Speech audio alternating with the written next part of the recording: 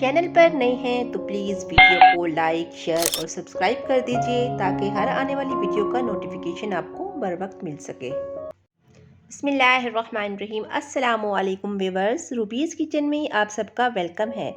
अल्लाह पाक आप सब पर अपना फजलो करम फरमाए, आमीन या रब्बुल आलमीन। मेरे किचन में बनने जा रही है आज मज़ेदार मुल्तान की मशहूर आलू चिकन पीठियाँ। आपने दाल पीठियाँ तो खाई होंगी, आज बनेगी आलू चिकन पीठियाँ। तो मुझे चाहिए हाफ़ के जी चिकन और हाफ़ के जी ही आलू। आलू को हम उबाल लेंगे और चिकन में भी अपने मसाला शामिल करना है। अभी आलू हमारे उबल चुके हैं और हमने इनको छील लिया है। अब हम आलू मैश करेंगे। बस आलू को मैश होने के बाद ठंडा होने दीजिएगा, फिर इसमें मसाला शामिल करेंगे। हम गरम गरम में आप मसाला शामिल नहीं कीजिएगा। चिकन में हमें शामिल करेंगे हाफ़ टी स्पून नमक का, हाफ़ टी स्पून कूटी हुई लाल मिर्च का, 1 टीस्पून इसमें लहसुन अदरक की पेस्ट का शामिल करेंगे, हाफ़ टी स्पून हल्दी शामिल करेंगे और हाफ़ टी स्पून इसमें धनिया पाउडर शामिल कर देंगे। पानी खुश्क करेंगे, उसका पकने देंगे जब तक। और आलू ठंडे हो चुके हैं, इसमें शामिल करेंगे हाफ़ टी स्पून काली मिर्च का, हाफ़ टी स्पून ज़ीरा पाउडर का, हाफ़ टी स्पून हम इसमें नमक शामिल कर देंगे और साथ ही हम जितना आप चाहें इसमें हरा धनिया और पुदीना शामिल कर लीजिए। अच्छी तरह इसको मिक्स कर लीजिए। ये हो गया है रेडी। तो चिकन देख लेते हैं व्यूअर्स। ये देखिए चिकन हमारा ये बिल्कुल पानी इसका ड्राई हो गया है और ये गल गया है अच्छे से। अब इस तमाम चिकन का हम बारीक रेज़ा बना लेंगे। शामिल करेंगे इसमें 2 चम्मच हम केचप के शामिल करेंगे और 2 चम्मच ही इसमें मायोनीज़ के शामिल करके अच्छी तरह से मिक्स कर लेंगे। व्यूअर्स, इस स्टफिंग की जगह आप अगर चाहें तो वेजिटेबल की भी यूज़ कर सकते हैं। ये आपकी अपनी मर्ज़ी है, जो चिकन नहीं खाते वो इसमें वेजिटेबल भी यूज़ कर सकते हैं।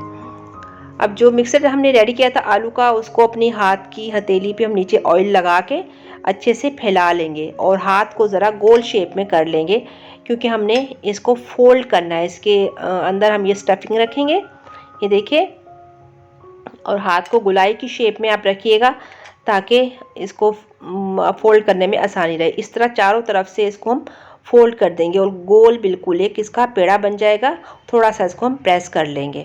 ये देखिए, ये हमारी पीठियाँ रेडी हो चुकी हैं। व्यूअर्स, ये बहुत ही मज़े की बनती हैं। हम तमाम को इसी तरीके से रेडी कर लेंगे। ये देखिए, हाथ पे फैलाते जाएंगे।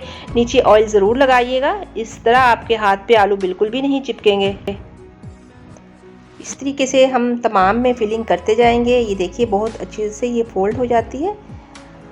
आप इनका साइज़ छोटा या बड़ा अपनी मर्ज़ी से रख सकते हो। मैं ज़रा दरमियाने साइज़ की बना रही हूँ। ये तमाम में मैंने फिलिंग कर ली है। ये देखें, रेडी हो गई हैं। अब हमने इनको फ्राई करने के लिए मिक्सचर रेडी करना है। मिक्सचर बनाने के 2 तरीके हैं व्यूअर्स। आप अंडे के साथ भी बना सकते हो और बगैर अंडे के भी। तो मैं आपको बताऊंगी बगैर अंडे का कैसे हम रेडी करेंगे। मिक्सचर 2 चम्मच लेंगे हम इसमें मैदे के, शामिल कर देंगे 1 चुटकी मीठा सोडा और हाफ़ टी स्पून इसमें काली मिर्च और 1 चुटकी ही हम इसमें नमक की शामिल कर देंगे। पानी के साथ इसकी हम पेस्ट बना लेंगे। इस टाइम पे आप चाहें तो पानी के साथ थोड़ा सा पानी डाल के एक अंडा भी शामिल कर सकते हैं इसमें और गाढ़ा सा पेस्ट रेडी कर सकते हैं। अगर आप अंडा पसंद करते हैं तो मैं आज अंडा यूज़ नहीं करूँगी, मैं जस्ट ऐसे ही बनाऊँगी। ये इस तरह भी बहुत ही क्रिस्पी बनती हैं। ये देखिए, इसमें थोड़ा थोड़ा पानी शामिल करती जाऊँगी और गाढ़ा सा एक पेस्ट हम तैयार कर लेंगे।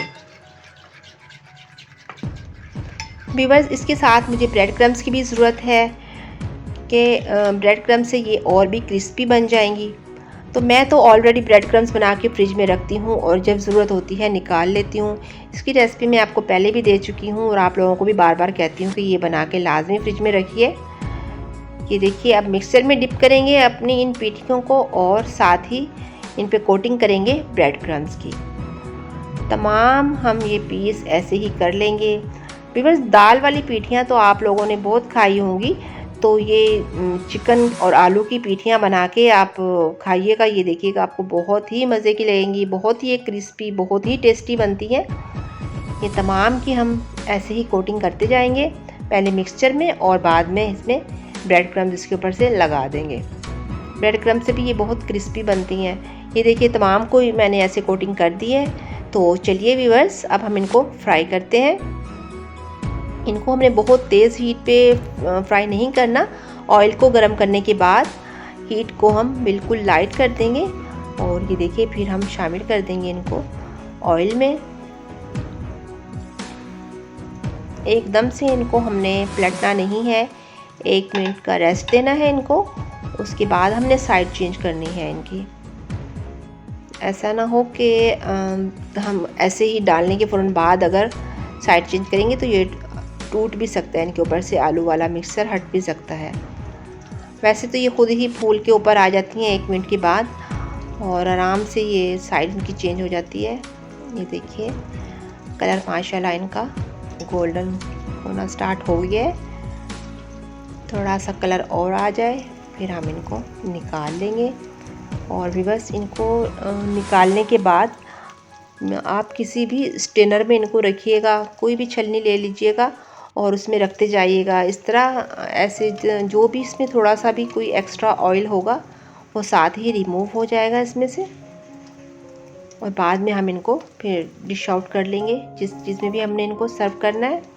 ये देखिए हमने दोबारा से फिर और डाल दिए कढ़ाई में, ये भी फ्राई हो जाए तो हम इनको भी निकाल लेंगे।